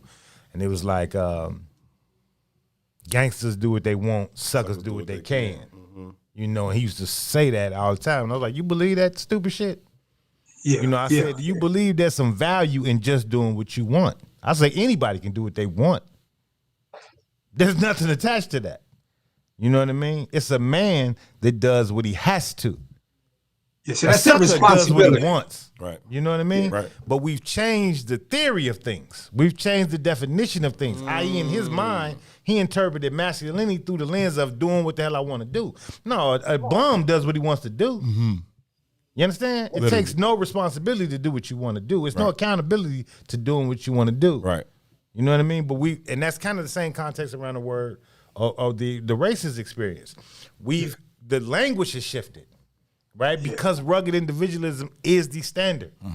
Right, we've created this kind of paradigm where it's okay to say it's just about me, and it's never just about you. It's never just about you, and that's I was just about to reference the fact that I'm sorry, Uncle Walt. Give me 1 second. I was just about to reference the fact that the Bigs say that all the time. Right, the Bigs is one of their taglines is "It's us." They say it all the time, and I just appreciate the fact that, you know, here on this network across the platform and on all the different shows, you hear those same types of messages. Like, it's not just this individual thing, right? You listen to Salim talk, you listen to Brother Sadiq talk, you listen to us talk, you listen to the Bigs. Like, it's us. You know what I'm saying? It's not this individual thing that's going to allow us to be as effective as we seek to be. It's got to be a collective move. I want to share something with you in terms of it, and I think I shared it with Tu the other day about Jim Brown. And the first thing was that we were at a banquet, and everybody was getting an opportunity. And the guy said, when he introduced me, and they introduced me before Jim Brown, because Jim is going to be the primary speaker. So when the guy said, he introduced, this is Walter Beach, blah, blah, blah, and Jim Brown, and said,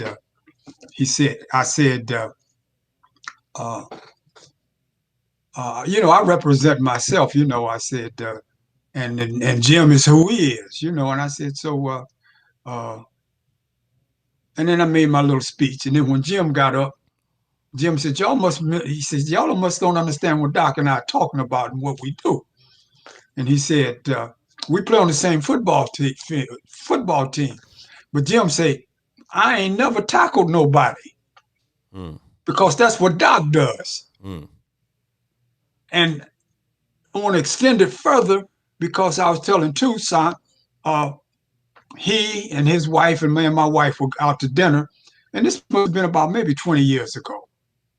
And this is getting into that accountability and understanding. And we'd gone out to dinner a couple of times, and Jim put out his card and paid for the dinner. So on the third occasion, I said, Jim was pulling out his card. I said, no, man, don't pull out your card. I said, I got my card here, and I'm gonna take care of it. And this was his response. He said, no, man, you keep your card in your pocket. He said, I'm in a better position to pay for this than you.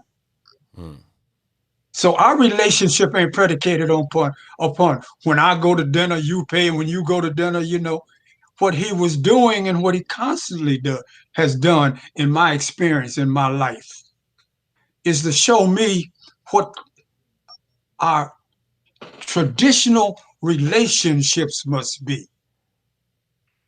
And I know this might be a little hard for somebody, and you might say, well, why do you want to share that? Well, I got in some tax problems several years ago. And I called my two sons, who usually handle who are a little in a better financial situation than I am. And neither one of them could respond at that particular time. So I called Jim. I said, Jim, this is a situation. And he said, what you need, Doc? I said, I don't know. I'll wait for Gail to come in. When Gail comes in and she tells me, I'll let you know. So Gail came in. I called him. I said, this is what I need. He said, it'll be there tomorrow. I'll tell Monique and it'll be there tomorrow. So I got it. It was kind of a nifty sum. Took me 17 months to get it back. But I want to share with you the relationship and experience I had. So Jim is coming into Newark, talk to the mayor, and he and I are involved in a program together. And I go pick him up at the plane. But when he made the gesture, and this is what I said, man, I really want to thank you for doing what you did. And he said, okay. And then I said, I opened my mouth and he said, hey, Doc, he said, there don't need to be no more explanations. He said, we don't have to have no more discussions about that. He said, because you qualified. You qualified. We don't have to have no discussion about that. So I pick him up at the airport about a month later, and I'm telling him, I said, well, man, he said, I told you, man, we don't have to have no discussions about that. He said, I already told you. He said, because if I didn't want to do it, I wouldn't have done it. Period. So you don't have to be over mindful of the obligation. And basically what I'm saying, in what I think I'm trying to get to what the young lady was talking about, we got relationships, man, that goes beyond that individual, all-American, I'm strong, I got to do this, I got to share this. We are here. What makes us strong is that we share and help each other without taxing each other or without making them feel that there's some guilt about the obligation. If I don't have 50 cents, then I shouldn't be ashamed to go to Toussaint and I need 50 cents. Right. If the relationship is pure. I had 3 children, man. I went to the bank to open a bank account for the 3 children. I get to the bank and the bank manager comes out and brings me 3 books, saving books. I said, what is this for, man? He said, this is for your 3 children. I said, I don't need but 1 book, man. Why do you only need 1 book? I said, because these 3 children function as one. If it's $1,000 in the bank account and any one of them need it, they go get it. They don't go get a third. They get the whole thing because they need it. Darren knows, Sharon knows, and Monica knows that what they're doing is that they're functioning and operating as family. Nothing's more important than family and community. And we're losing that in our families, and we've lost it in communities because we live in neighborhoods. We don't live in community, man. We live in neighborhoods. I said this to Herb, and this might have been years ago when I said this to Herb. And I'm making the same argument that you're making here, is that we don't have communities, and I argued that we really don't even have family, and I prefaced it by saying, think about the holidays or Thanksgivings or Christmas when the family would galvanize and all gather together. Now, because so much wealth has been extracted from our neighborhoods and our communities, no one can afford to house a dinner for the family. You know what I mean? And we don't operate in the spirit of the collective where everybody brings, a pot. Right. So what happens is, instead of, changing the way we think about the concept, we just stop doing it. Grandma not here no more. I think after, I'm 40. So I'm 45, but I think after my grandmother's generation, like I even look at my aunt, she tries to hold the family together in the best she can. Firsthand, whenever my aunt calls me, I'm answering that phone. Yeah, for sure. She's been the matriarch of our family. For sure. You know what I mean? For sure. But I also know that I've been blessed to have that, because most of my homies and the people around me don't have that. You know what I mean? And you can see it in how we communicate. Sometimes your family, you can't even trust your family. Those kind of, I've never been in that mentality. No. Right? Which is, i.e., why I always bring us back, even in the context of race, and I'm going to fight for the race of us because I love us. But even in the context, I want to separate us from what Sadiq talks about, that kind of colonial mindset. What does it look like to be a healthy black family? What does it look like to be a healthy black man? What does it look like to be a healthy black woman? It doesn't look like what we even use as the image of health today. Because with the image of health today in a healthy black woman, black male, or black family is really a mimicking of a healthy white male, white woman, and white family. Right. And they're different things. For sure. Right? And we can't get past the construct of this paradigm. It's a different thing, right? Which is why I always bring in the context of capital, because capital is the only thing they hold over us, right? We don't aspire to whiteness, we aspire to capital. And capital is in the hands of white folks. It goes back to the very first thing y'all was talking about in this conversation. I think it's a lack of acceptance of the reality, right? For all this time, for whatever, I understand the reasoning. We refuse to accept the reality of the circumstances in this country. And so that's why you have a blackface vice president saying racism doesn't exist here, and other blackface people saying those same things. And they just don't accept the reality. But I think that there's extreme value in accepting the reality. Once you accept the reality, it causes you to move differently. It frees you, man. But back to the love statement, though, right? Which is also why I've always valued Chicago in the way I value Chicago, right? Chicago is the epicenter of American descendants of slaves. Cook County has the largest native black population of black people in all of America. Cook County has that, right? And if you grew up in my era, like, you could legitimately live your entire experience with not having to engage white people in real life. Right? So that creates a certain kind of understanding. You know what I mean? Shared experience. Just like B said, I knew Sam XYZ, who was the street hustler. Right? But I also knew Mr. who owned the store, who said, Beach, you gonna pay for that, or your daddy gonna pay for that? Exactly. Right? So I had that kind of unique experience too. Beach will tell you, right? When my father was passing away, my homies was coming to the crib. Some of them was dope boys.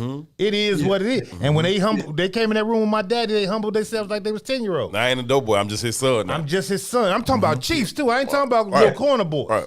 You understand what I'm saying? Right. So I got those kind of relationships, but I also got relationships with Beaches. I also got relationships with Vernon Jarrett. I also got, you understand what I'm saying? It spans the gamut. But it gave me room to find value in all of them. You understand what I'm saying? Nobody's above the fray. That's right. Coming out of those experiences and heard what you was talking about and focusing on. First of all, it's painful, man, to accept reality. It's painful and agonizing to think that you don't have any value and any worth. And those people who demonstrate the most that they devalue you and don't worth and show that you're not worthy are the ones you try to please the most. So in this society, that's white folks. Try to please, and I always raised, and I told Toussaint, I raised the question, I told you that question to me, my question is, who are they? And what are they to you? It's just Bill Withers, who is he and what is he to you? So when I make that determination, man, is that one of the things that becomes important, and this is just something that I created on my own to say it, I talk about the fact that what we suffer from, man, is schizophrenic, hypnotic, addictive behavior. It's a schizoid. And what is schizophrenic? It's the avoidance of reality. It's the avoidance of reality. Reality is too painful. So I'll clown and dance and go to the football games and the basketball games and do all that because I don't really want to deal with the real deal. Because the real deal is painful and it hurts. And that's what the denial of racism is about. You It's interesting you say that, Beach. That comfort is costly, though. So check this out, Beach. So I also spent a few years in Iowa living with my uncle, right? So after my aunt passed away, my uncle remarried. He remarried a white woman. You know what I mean? And to Beach's point, like I don't necessarily hate white people. That's not a real thing for me. Right. But my uncle married a white woman whose son actually went to school with me when I was in Iowa. Now, I ain't really had no reference point for him then, but we've since built a relationship. He's a writer, and he's interested in some of the stuff I talk about, and he interviewed me one day. And I'm giving him the truth about white racism, though. Sure. This is the truth. I'm not ducking these questions. I don't do that. Right. You know what I mean? No, you don't. I don't duck that. I say what I mean and mean what I say, right? So, but at the end of the conversation, he was like, well, damn, man, what makes you happy? And I confused him with my answer. And I said, oh, man, everything makes me happy. Because I'm not under the thumb of your ideas to define me. The journey of life makes me happy. That don't mean I'm ignorant to what the hell is happening here, right? But therein lies, when we go back to the context of the data, when I say dual income black households only make $60,000, but you all's whole paradigm of value is based on a man that makes $100,000. Right? Or when we get back to the housing issue, when we get back to the political, when we get back to us being at the bottom of every metric, how do these aspirations define you when you're at the bottom of every one of those metrics? You can't depend on that kind of stuff to make you happy because clearly we don't have that stuff. We're not in that world. Right. Right. No, and also drawing a distinction between not a serious distinction. There's a difference between happiness and joy. Because happiness is what's happening, but joy is a continual expression of my being. So I'm always joy. So when but if I hit the numbers, I'm happy. Right. That's gonna be gone in a couple days. Yeah. But my life experience is telling me, man, it's more than this. It's more than this. It's more than this. It's more than that which you can acquiesce. And at this point, I'm at a point in a stage in my life, man. And when I'm talking to you, you see where I am right now in this room, in that closet in there, man. 15 suits. Do you understand what I'm saying? What kind of madness is that? What kind of madness is that? That at a point in my life, I had to acquire 15 suits. And I don't know how many pair of shoes, spectators that matches and ties and shirts. So a brother the other day, he came in here and I gave him a whole lot of stuff. And I'm saying, I never needed it. But at this point in my life, it becomes a form of, and the last poets who I always love, it's madness. It's madness, man. And until we begin to try to understand is that what you need to acquire is the respect and love from those who are around you. But I want to put this in perspective, Beach. Beach just said 15 suits, right? And he's saying that like that. Like it's a humongous number. Too much. Right. I'm with you. We're in a society now where we're talking about 1,500 suits. 50 cars. Right. Yeah. Right. You understand what I'm saying? It's like hyper. Right. So that creates a behavior set too. Yeah, no, you got people who genuinely don't believe that you should wear something twice, right? Especially in this social media age, right? It's like, oh, I already posted that, I can't wear it again. Are you stupid? Yeah. I bought that. I'm going to wear it whenever I feel like wearing it. And those are poor people. Yeah, absolutely. Yeah. Right. Yeah. Absolutely. But you're seeking this happiness from somewhere else. Oftentimes people ask me, you know, how I'm doing, how your day going. And I often say I'm excellent. I ain't had a bad day yet, right? And a lot of times people will look at me when I say that and they either think I'm joking or they think I'm being super, super arrogant. And it's neither one. I'm not joking, right? And I'm also not being arrogant. I'm not being naive to the issues, or I'm not saying I had no complications and all that, but bad day, like somebody right now is having a bad day.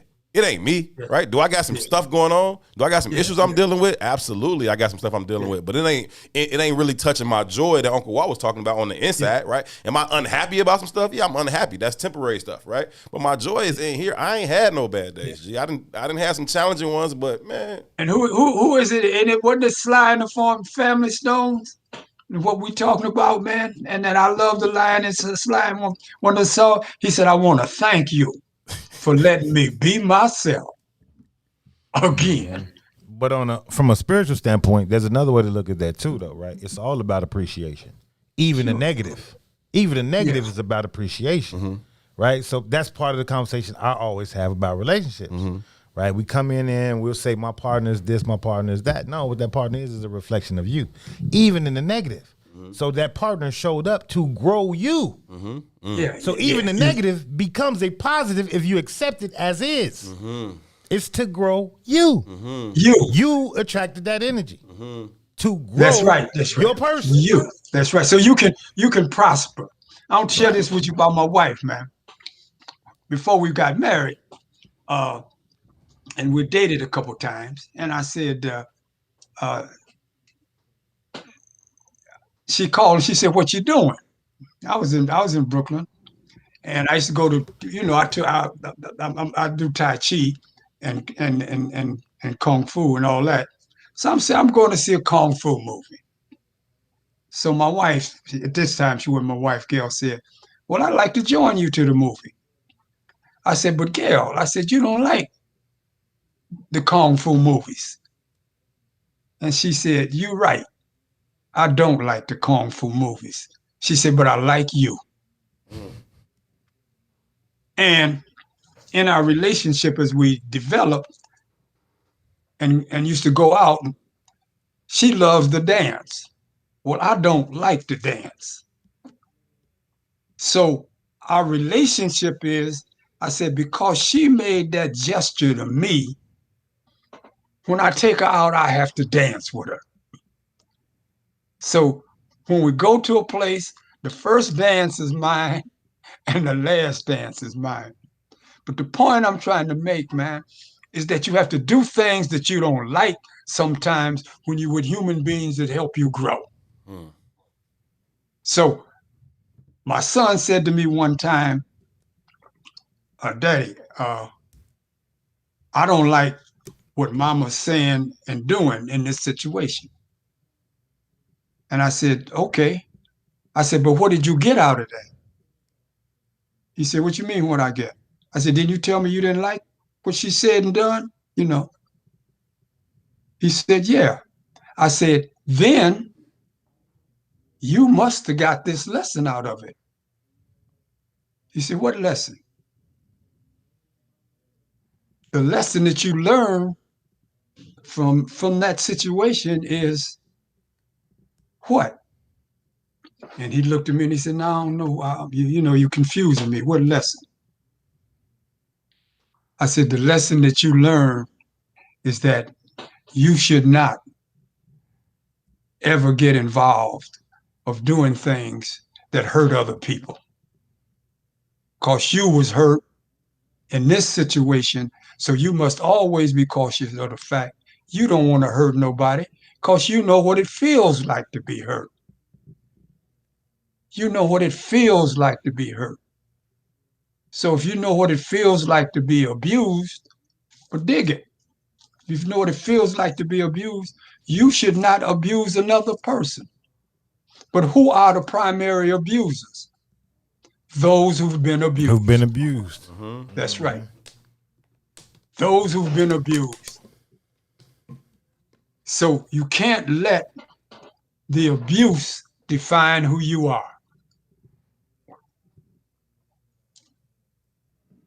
Yeah, that's real. That's interesting, right? And I think it has legs. right? It's even that statement right there is so much bigger than just saying the physically abused or the mentally. Yeah, well, maybe not. No, it's the trauma that we all like. You've been talking about this for the past probably about a month or so. After Soul of a Nation came out, and they asked everybody that same question: when did you know that you were black? And it all came from a place of trauma. You know what I mean? It was nothing about no good. It was nothing healthy. But that's what you internalize. And we internalize that trauma is how we're supposed to respond to the world. Right? I don't have any value, i.e., until I reach said economic stature, till I have said address, till I drive said car. You know, my kids go to said school, right? So they can mimic white people too. That's really what it breaks down to. Yeah, too. You know what I used to do with Arif? What's that? When Arif was in high school, and he wanted to get them gym shoes. You know, they buy the gym shoes. And I take Arif. We go to the shoe store. And when we get to the shoe store, I would go stand, you know, shoes would be from $1 to $200, right? So I'd go stand where the shoes were $20. And his mission was, if you want a shoes, you can't go beyond this where I'm standing. You can't go look at none of them shoes, because you ain't getting none of them shoes. And Arif kind of laughed. We laugh at it now. He said, "Pops, man, you used to have me wearing some cheap ass gym shoes."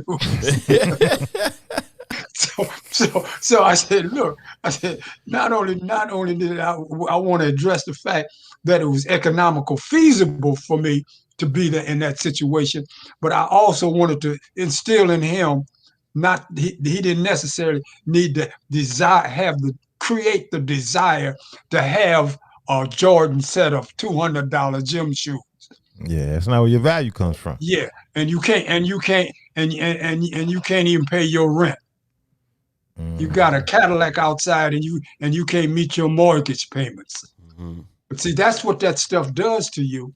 And I go back with it. But if we can ever remember and try to revert to the post-colonial conditioning. In fact, even when we look at, and I think what y'all was saying, even when we look at slavery, man, when we look at slavery, man, you got to look at Sojourner Truth, man. She said, even this is bad, but we can beat it.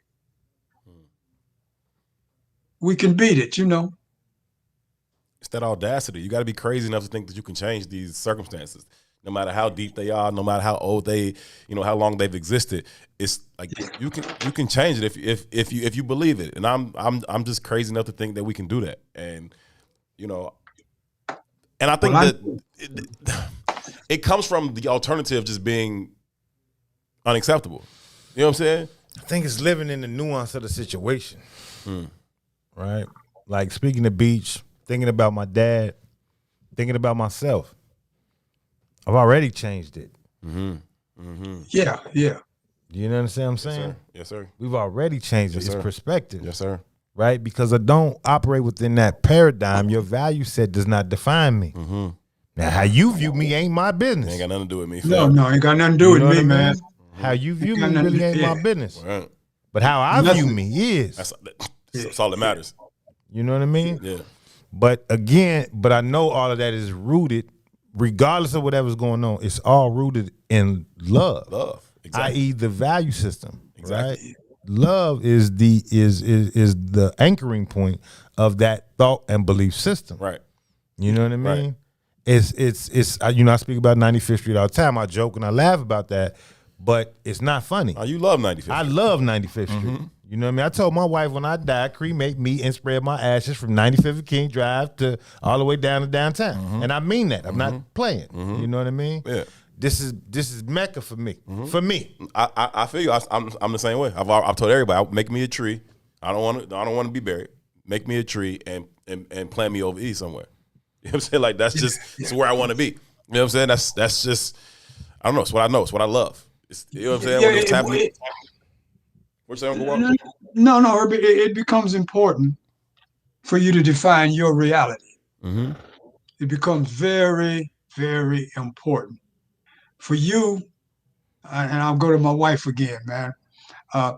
Before we got married, she would come by the apartment, and right before we got married, because I didn't want to marry her at that time because I didn't have a job.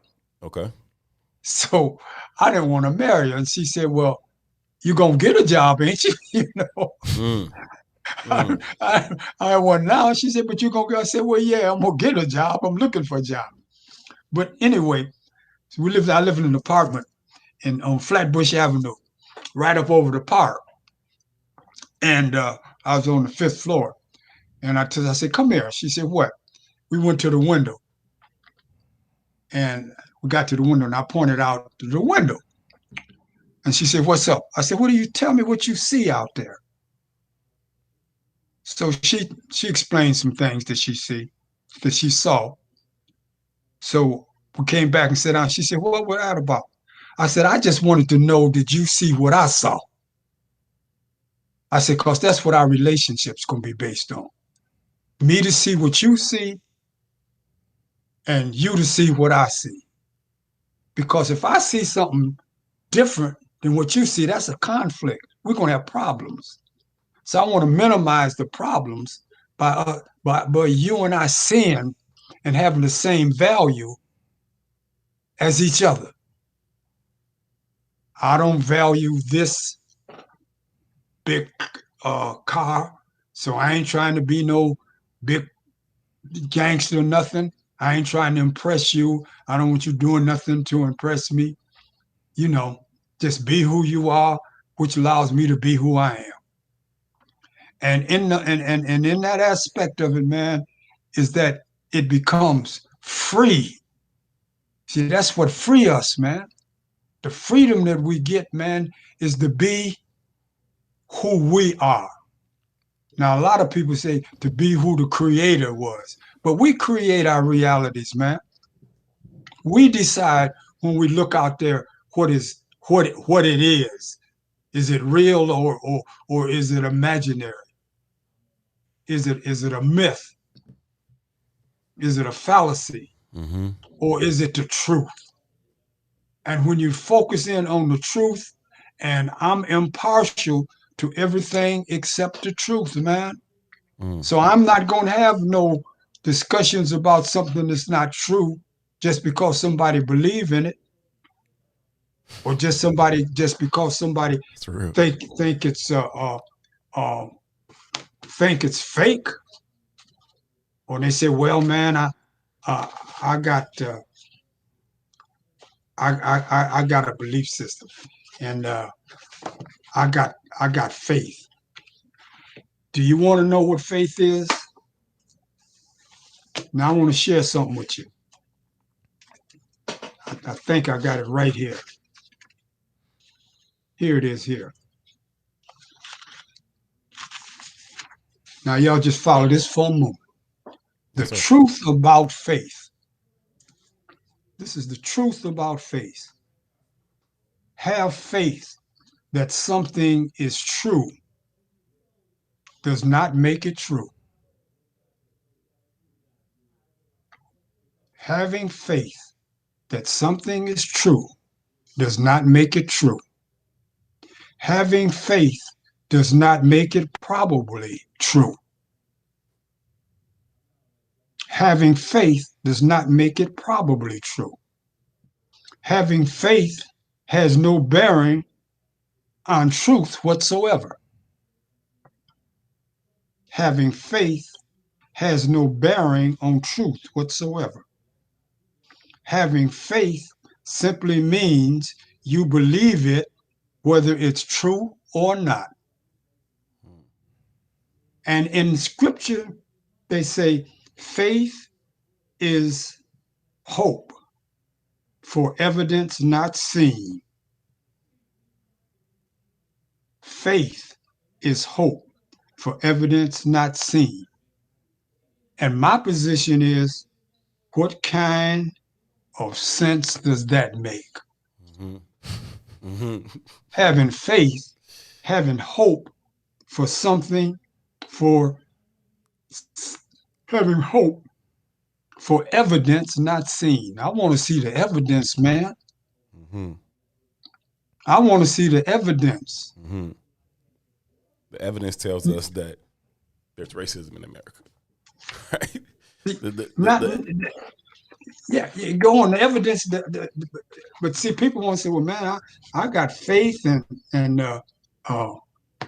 I believe and my opinion and reason and logic, by their very nature, is restricted to facts and evidence.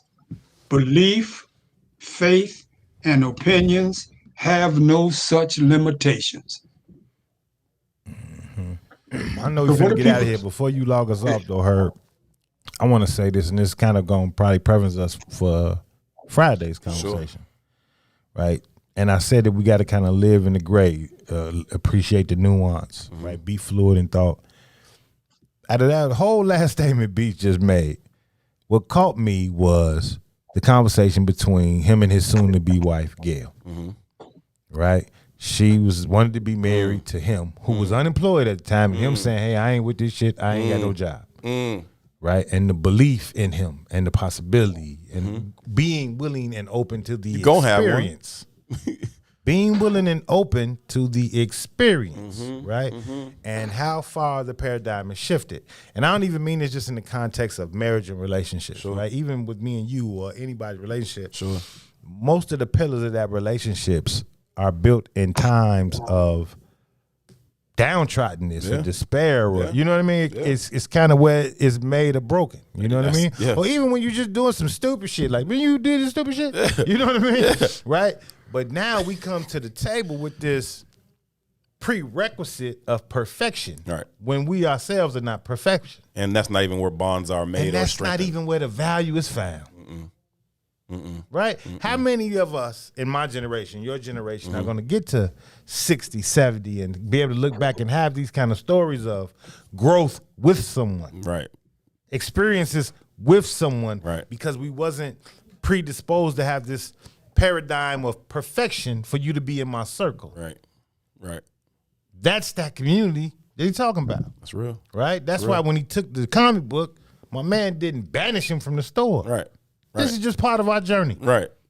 This is just part of our journey. And it shaped his behavior for the next 80 years. Man, it's interesting, man. It's just really interesting to me. That's all. Listen, we got to get out of here. Uncle Walt, as always, thank you so very, very much for taking the time. If you are prepared, I know you are prepared. You say it all the time. When you are here, sir, I always like for you to close out with, I know it's usually your introduction, but I like if you would take us out of the show that way, if you don't mind. You like that introduction, huh? I think it's one of the best things I've ever heard. Well, let me share it with your audience and you. Before you do, let me say goodbye to them because I want that to be the very last thing before we sign off. So thank you all so much for tuning in to this Wednesday edition of I Say What I Said. We'll be back here Friday for Relationship Friday. Again, special thanks to Uncle Walter Beach for joining us. It is always an absolute honor and a pleasure to share time, space, and thoughts with you, sir. Celine, we're calling you to the carpet, brother. We got to make this intergenerational discussion happen, too. My God, I just want to be a fly on the wall for that. That's going to be phenomenal. So looking forward to having that. But Uncle Walt, thanks again. The floor is yours. Please sign us out.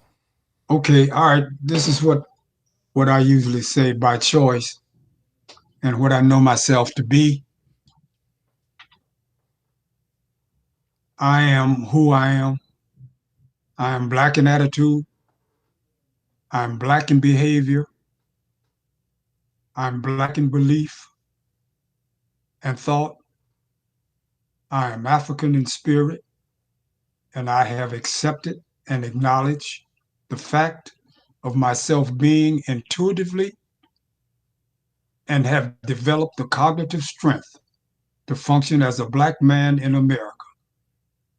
And as an African American black man, my hypocrisy manifests itself in silent rage.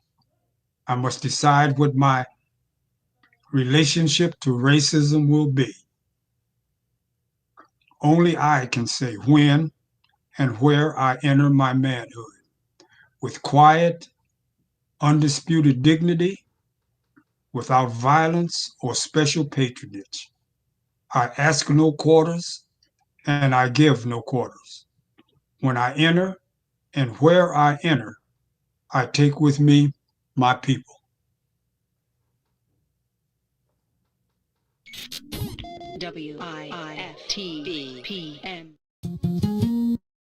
Day one.